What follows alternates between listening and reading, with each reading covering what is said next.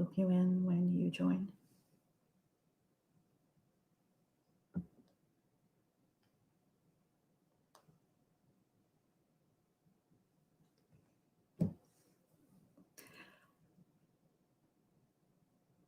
Hello, thanks for joining us today. My name is Hanan Adeli. I'm a reporter at The Record and at the USA Today Network. Today, I'll be joined by three guests, each of whom have been elected to office recently here in New Jersey. We'll be talking about the rise of Muslim Americans in politics and in civic affairs in the state, and as well as the nation. We are seeing an increase in Muslim involvement in politics and civic affairs. Yet we see that New Jersey is one of the states that's been leading the way. So right now we have about 36 Muslim elected officials in New Jersey. And we have seen more involvement in other matters, civic affairs, voter drives, people working on campaigns, on community issues. Muslim participation in government is not new in New Jersey. We've had a number of Black Muslims who've served in office throughout the state. We have had mayors of diverse backgrounds who have served in Teaneck and Prospect Park and Basking Ridge. But we are seeing a new generation of young Muslim Americans who are increasingly becoming involved in their communities and in politics. We are going to be talking with three of them today. Today we're joined by Nadia Hussein of the Bloomingdale School Board. We are joined by Faraz Awad of the Clifton School Board. Nadia, I'll start with you. We also are joined today by Yusuf Salah of the Jersey City Council. So thanks for taking the time to speak with us today. Nadia, I will start with you. You have years of experience as an activist. You've been active in the Bangladeshi American community. You've served on ACLU boards. You have, I know, been active in your community in other ways. So wanted to ask you, why add school board to your list of activities? What drew you to this role? Well, school board, well, thank you first of all for just having this incredible discussion and really uplifting representation, right, in our Muslim community here in New Jersey. You know, all those roles have a big part in my heart. However, I will say there is something different about being an elected official, being elected by your peers and your community and your constituency to really, be a voice, to make decisions that impact so many lives, right? That impact governance. And that is a role I've never taken on. That is a whole new role for me. And school board in particular was of interest to me because I'm a mom of two young children. One is 5, so he's just starting his public school journey as a kindergartner. My other son is he just turned 11 months old. And I saw that our school board didn't really have as much representation from younger parents, right? Parents of younger children. And frankly, in my town, a person of color has never even run for office in its over 100-year history, let alone win. And I looked at the community. I saw that, there was a diversity of faces in our community, but I didn't see that in representation. Even if there were representatives I did like, and I thought that there were some that were great. I want to see better representation, more representative representation. And that's why it's just so important to take that step to be an elected official. That is a different step than I believe any other role. Okay, thanks. And as a follow-up to that, what we've seen is a lot of Muslim women who become public figures, who take on a public role. They have been subject to messages of hate, particularly on social media. We've seen that certainly with Muslim women in Congress. We saw that recently. I recently interviewed the former mayor of Montgomery, the first female Muslim mayor in the state, and believed to be in the nation. And she also talked about how when her name got out there, how she received near daily messages of hate and bigotry. And I'm wondering, I know you're new to office, but have you encountered any of this, and are you concerned about it?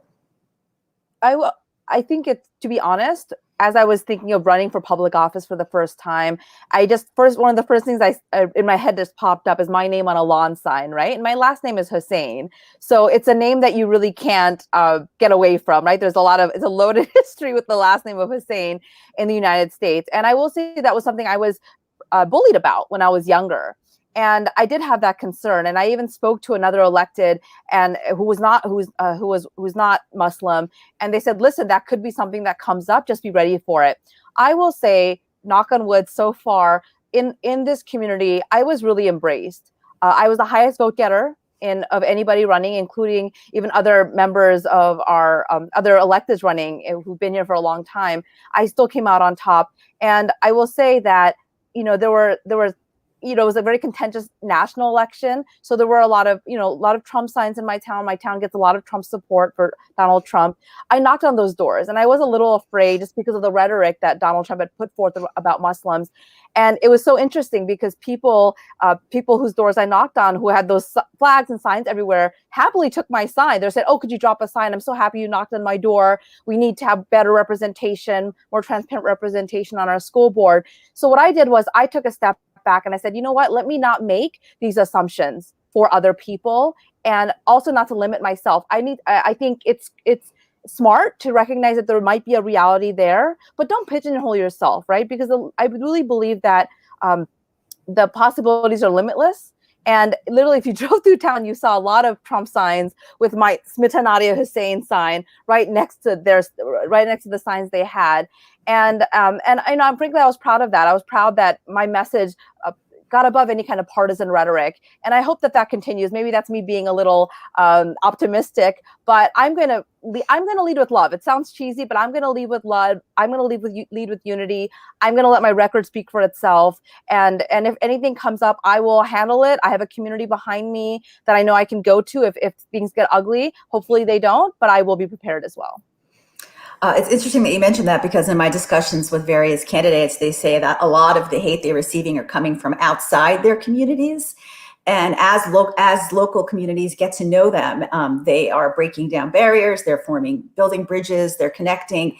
But what's happening externally, it's being, unleashed. We see across the nation, particularly on social media, where, it's kind of unfettered bigotry we see, and that's a concern.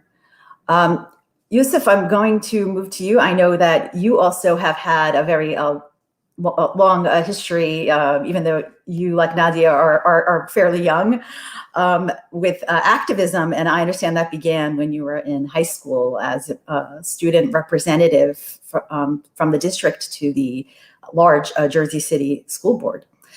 To school district, and continued as you were president of the student body at Rutgers University, and later of the Bar Association at Rutgers Law. Can you talk about, I guess, your drive to be a leader in your community or in your various student bodies? Oh, sorry. Basically, it all started when you have like a small issue in the community, and essentially, I would see a problem and I would address it. It would be a bus stop. It would be something, tiny in the community. And then you sort of get credibility when you start to solve that issue with the community. And then they're like, oh, how about you solve this issue? Or how about you advocate for this? And then, before you know it, you're deep in the rabbit hole of politics. And all of a sudden, people are looking to you for, the advocacy of, certain issues. So it started off, I was really interested in politics when I was in high school, served on the Board of Education as a student rep to the Board of Ed.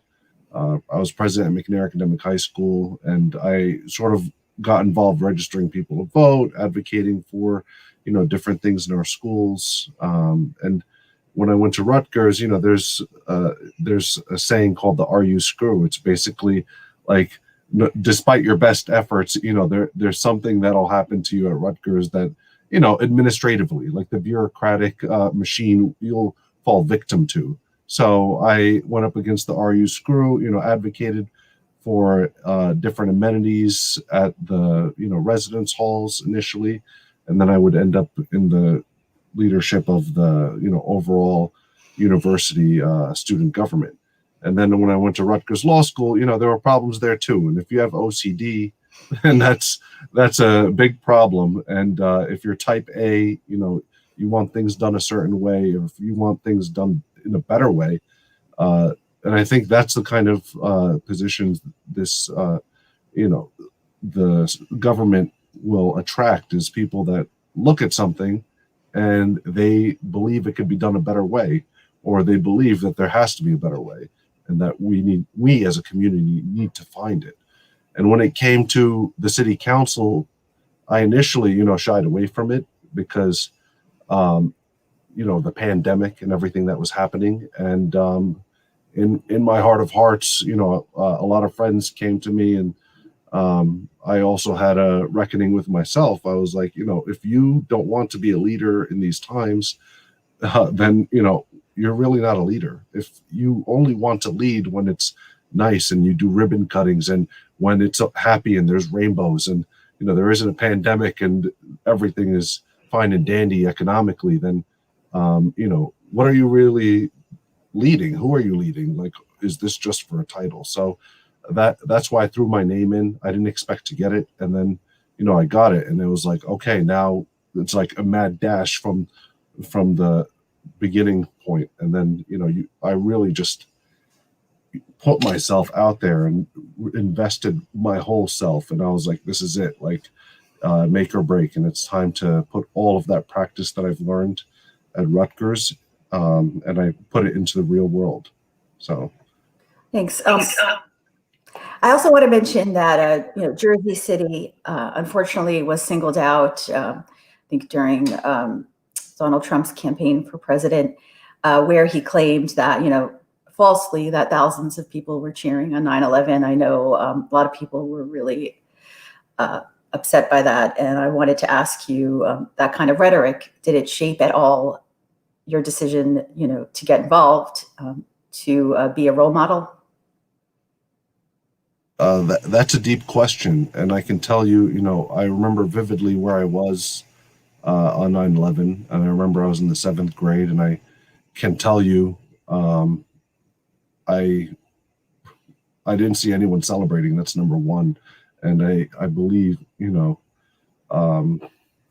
there were a lot of misconceptions about what happened that day, and essentially for me, what I personally felt was worry and danger, and I saw a lot of my classmates leaving the class and getting picked up by their family members, and it was just chaotic. And I remember the days after changed my life, because I had things that were said to me that sort of made me look in the mirror, and you have this you start questioning yourself, and you get thrown in head first into adulthood, and you start to think about, like, I'm Muslim. What does that mean? Is my religion really violent? Like, the things that were being said and perpetuated, and the things that were parroted in the media, it was just, it really, made you question who you were. And I knew I wasn't that, whatever they were putting on the TV shows. And I think that was the moment when I believed, that I need to have a voice in the community, that I can be the voice, and I could do good in the community and portray a different picture. And that's where it started. And I did run for 8th grade student body president. I didn't win, but that was the first race, I guess, where I really got interested in it. Thank you. Faraz, thank you also for joining us today. You also mentioned September 11th as a turning point for you in a prior interview that we did. And you said that kind of shaped your resolve to try to want to be more involved in your community. Can you talk about that? How did that, growing up in this post 9/11 generation, how did it shape you, and how did it contribute to who you are today? It was a bit traumatic, the whole 9/11. I believe I was in 2nd grade, if my memory is correct. Just to piggyback of what Councilman Yusuf said, I remember, classmates being pulled out of class, and, it was just pure chaos that was going on, and it was just fear, and, it was really traumatic as a young person. You don't really know what was going on till the days following afterwards. And I clearly, vividly remember one moment where, I didn't feel safe in my own city anymore, was when it was me and my mother. We were at a small supermarket called Pathmark, which is like a block away from my house. And I just vividly remember a gentleman with a pickup truck just pulling in like violently into the parking lot, jumping out, and he was just screaming his lungs out. And luckily, it was kind of, perfect timing. My father was on his way home. And he just, randomly spotted us. He pulled in, and thankfully, Clifton is a diverse town, and we did have a couple people that, stood by our side when that incident happened. But, as a young child, seeing your mother being attacked, and, usually your parents are always a strong force, and just that fear and that look in my mother and my father's face, it kind of was a reality check.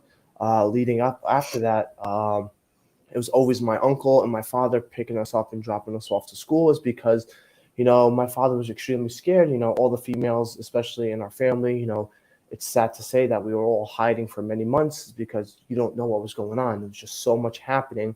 At a young age, it was kind of hard to retain and understand what was going on. But, it was a point in my life where you kind of had to grow up as a child. And just being viewed in a different lens than the other students was kind of pretty hard at a young age. And let's talk about that, because a lot of people believe that there's been a resurgence in Islamophobia in the past several years.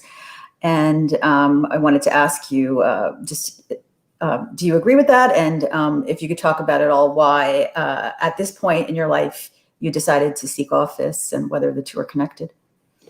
Islamophobia since 9/11 until now was basically, when people think that it's coming back, it never went away. It was kind of put sometimes to the side for, other aspects. For example, Black Lives Matter, the African-American community, we had many incidences from 9/11 until today.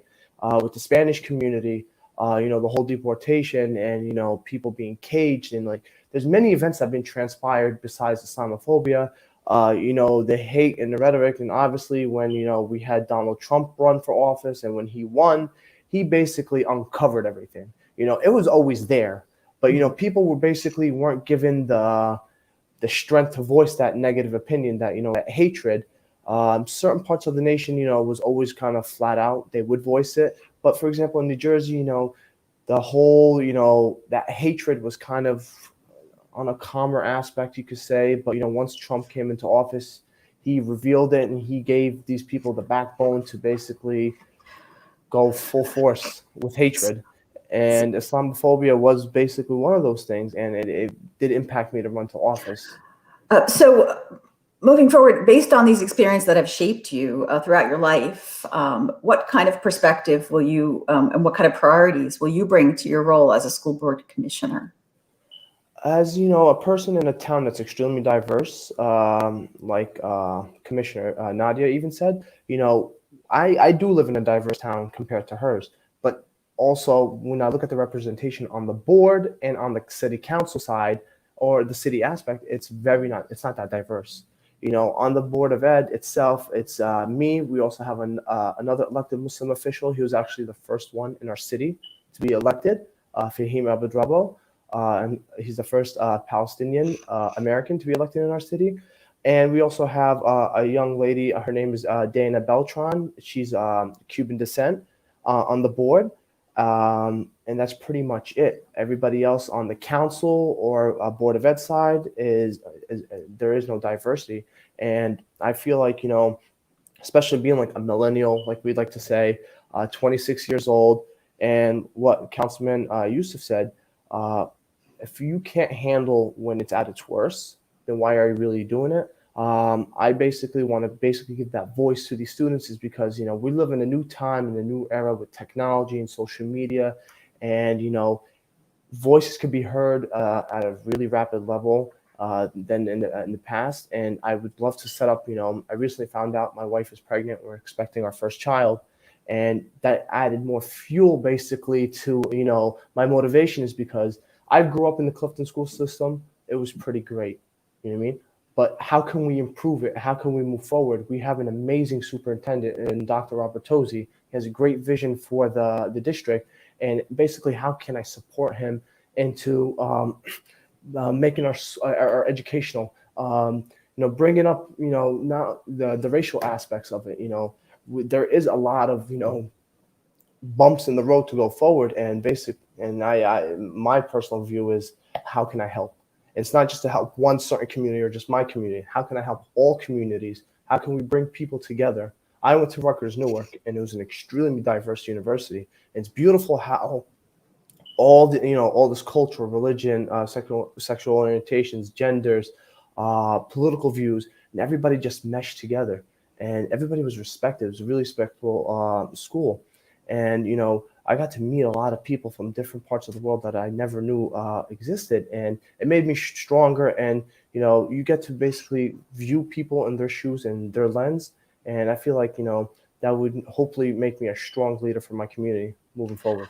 Well, thank you for us. I know certainly Clifton has been identified as one of the most diverse municipalities in the nation on a number of surveys.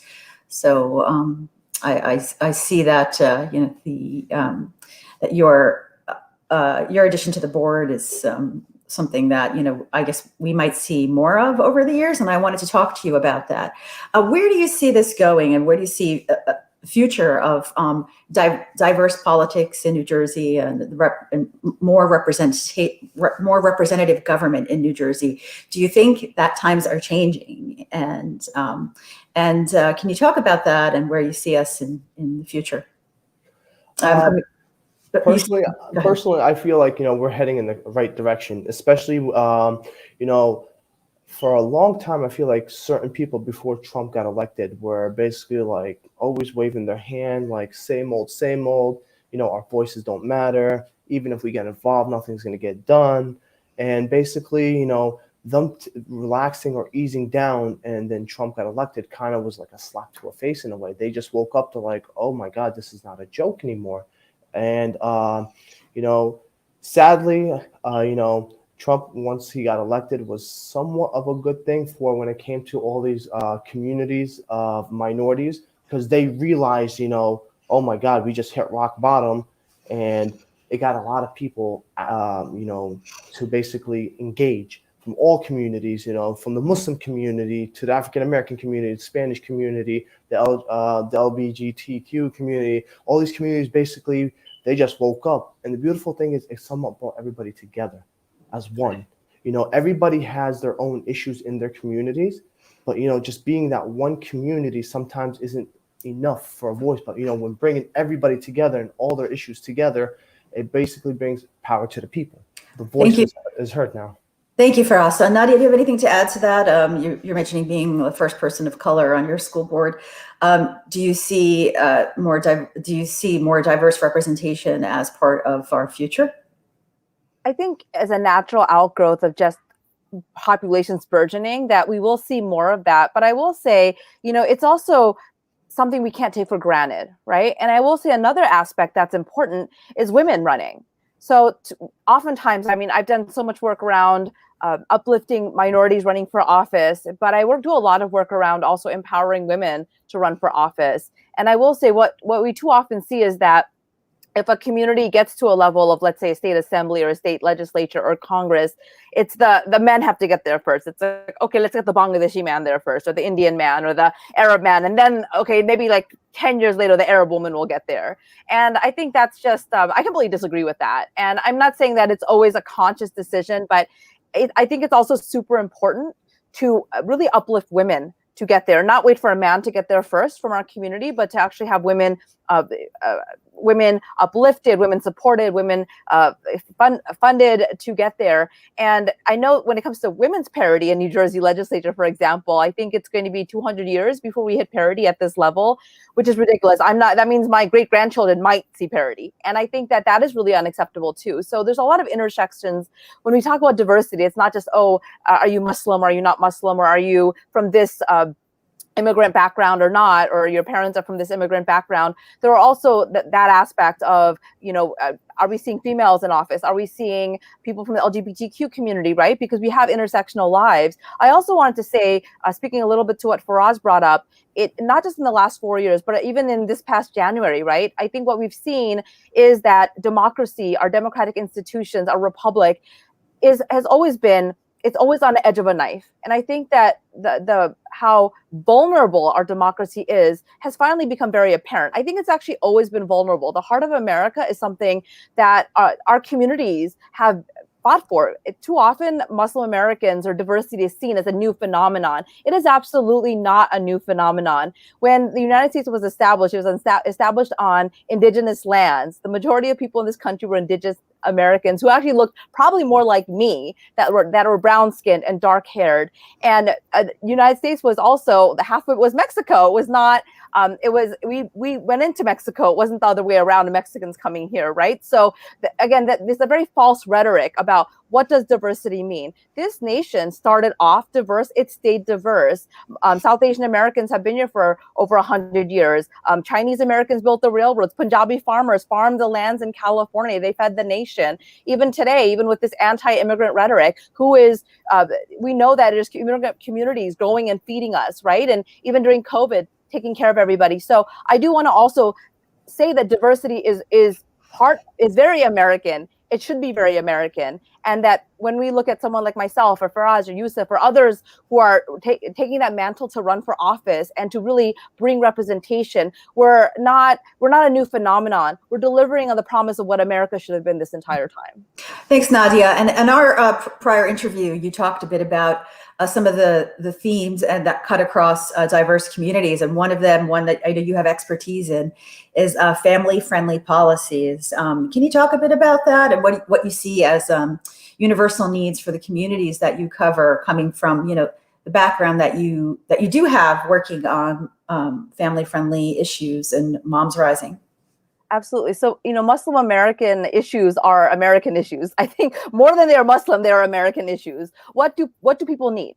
Access to education, access to economic security, paid leave. Faraz, you're about to have a young child. One conversation you are definitely going to have is who's going to watch this child if your wife is working, or if you're working, or or one of you gets sick, or what, so you can take a nap. I mean, these are real conversations, right? That every American family has, even whether you're Muslim, whether you're a Christian, whether you're Jewish. I mean, so these are. But of course, let's be very honest that these things are also compounded by racial inequities that are there, and that is not equal, unfortunately, in our society because of things like institutional racism.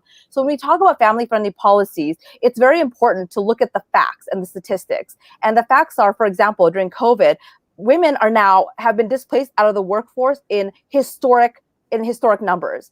What has happened with COVID is that women have disproportionately had to take the childcare on because of virtual learning, which is something, Faraz and I will have to be working on here at the Board of Education, and losing their economic stability for their households. And that's not going to be fixed once we get a vaccination, right? That is going to be a bigger issue we have to address. And so when you talk about family-centered issues, they are disproportionately centered around women's issues because women, to this day in America, are at the center of the household. So things like ensuring that childcare access is fully funded, that not only is it affordable, but that our country and our state finds a way to make things like universal pre-K a reality. Things like paid sick and family leave. Our millennial generation is a sandwich generation. We're not only taking care of young children, we're also taking care of elderly. I know that I've been stocking vaccination spots for my parents, right? They've been staying with me. My father had a stroke in the middle of COVID, and I'm doing this while virtual learning and working full-time and after having a baby and running for office, right? We are carrying so many cylinders. And when we don't put the family first, in the United States, our entire community suffers, our economy suffers, our children suffer, we fall behind when it comes to our education levels as a country, our economic levels as a country, our financial security and stability. But one thing we keep seeing, again, is that when women are not elected to office, and this is why I brought up the point about women, we don't see those policies, unfortunately, prioritized. And that is why bringing diversity from different voices, different communities, and getting women elected to office brings actually a bipartisan support for these family-friendly policies that a group like Moms Rising champions. And I mean, I definitely want to be a champion. I am on school board. It's a very local level, but that was one of the perspectives I did want to bring in as a working mom, as a woman, as a mom of young children, because that voice, we pay so much lip service. We exalt, oh, moms are great. We exalt the family. There's so much lip service. But when it comes to the actual policy, it comes to budget, what's being allocated in finance committees, that is not to families. And we all suffer because of it. Thank you, Nadia. Yusuf, I want to ask you some of the same questions, which are, what are some of the universal topics you see right now that are dominating the conversation that you'd like to prioritize as a new city councilman? First and foremost is the COVID relief, COVID testing, getting relief into the hands of the people that need it the most. The immigrant and diaspora communities of Jersey City, as you know, are probably the most diverse in the entire country. And, there are a lot of people that are paying rent that need rental relief. There's a lot of homeowners here that are, just one family, two family that need assistance, that are, just literally a hair away from total financial calamity. There's a lot of people that lost loved ones throughout this pandemic that, that's irreplaceable. And this country has to reckon with the aftermath after this COVID-19 pandemic is over. Like, what are we going to do as a community to remember and honor the people that we've lost and mourn them properly? And after the pandemic, and we also need the COVID-19 vaccines, which we're prioritizing. And that is the first and foremost, the top agenda item on my list. After that, we have to look at quality of life, and a lot of questions that have surrounded the Black Lives Matter movement, quality of life. What kind of social justice is there if we are not taking care of Black and brown communities? Why are we not providing them the same economic, financial, educational resources? Why does someone's zip code determine their destiny in this country? And that is a question, we have to reckon with. And it's a question, that my counterparts here today are, at the front line of answering, and myself as well. And, it's a question that is difficult for us to have as a community, but it must be explored, and we must discuss it, because if we keep doing the same thing over and over and over again, we're going to have, the same issues. And the only way we move our respective communities forward is if we address these baked in social inequities that have been there for generations. And that's the only way. And actually, I would argue it's probably more of an economic cost to society to have inequality. If we do not pay, teachers the right wage, if we don't have enough teachers, on the south side of Jersey City, then we are doing ourselves an injustice as well, because it takes more money to incarcerate someone in New Jersey than it does to educate them. About $54,000 to incarcerate an individual for a year versus maybe $20,000 to educate them. So, and when you look at the financial cost of not giving women the same wage, when you look at the financial cost of not giving paid leave to women, that, takes into account their very vital role in society, of having to, they're the only ones that can create more people that can create babies. So, we need to make sure that we're taking care of them economically and socially, with the laws that protect them and the money that justifies them to leave the workforce and then having to come back. They need to be able to be on the same footing. And, that's the only way we can have a more perfect and just society. And I look at America and I see that, there's good and bad in everyone. In every single human being on earth, there's good and bad. And it depends on which wolf you feed. As that fable goes, it's, there are two wolves, and one is darkness and despair, and the other is hope and light. And which of them wins? It's the one you feed. It sounds like we're starting a philosophical conversation, which is no, very interesting. But I wanted to just follow up with you before we run out of time to ask you where you see, we're seeing Muslim Americans involved, not just running for office, but in various ways, running campaigns and volunteering in their communities and being involved in schools. Where do you see this constituency down the road? What's the future for Muslim Americans in the nation, in New Jersey, and politics? I think, the groundwork has been laid for us by our forefathers and foremothers. As I've said, they've worked to the bone to get us a chance in this country. They've come from, all the respective countries here. And I see us as, they paved the way, and it's on us and it's incumbent upon us to take that opportunity they gave us and to represent the community, with honor, with courage, and with compassion. And I see us, achieving more and more great heights, but also with our respective backgrounds, being able to include marginalized voices that have often been ignored. So these people have voices. Some people talk about voices for the voiceless. Like, I'm not a voice for the voiceless. I'm there to listen to the community, and there are people that have been ignored, and I'm here to bring them to that table. Thank you. Firas, any final words to add on that, on the future of Muslim Americans and politics and diverse communities in politics? Like Councilman Yusuf said, hopefully, we laid down the road. We're paving the way. We had previous, officials, like Mayor Khairallah from Prospect Park, and many others like Jimmy Smalls from Essex County. We have very strong leaderships that were placed before us, and basically broke down barriers and doors for us. And as we continue to pave the way, hopefully we see more judges, federal judges in the state of New Jersey and on the national level. Hopefully maybe one day we could see a Muslim sister or brother run for Senate, for governor when the time comes, be cabinet members with future presidents or elected officials throughout the nation. Hopefully, like Commissioner Nadia also said, more of my mothers, my sisters, my cousins, other community members of, that are females, that are also getting involved, is because that whole stigma is this is a man's game or this is a man's world. That's not true. My father always told me, your mother's the greatest teacher. Your mother runs this household. She is the queen. And I listen to her because I don't want to get in trouble. My grandmother is a huge influence for me. She basically had to live 7 years in a refugee camp, in Jordan when they left Palestine.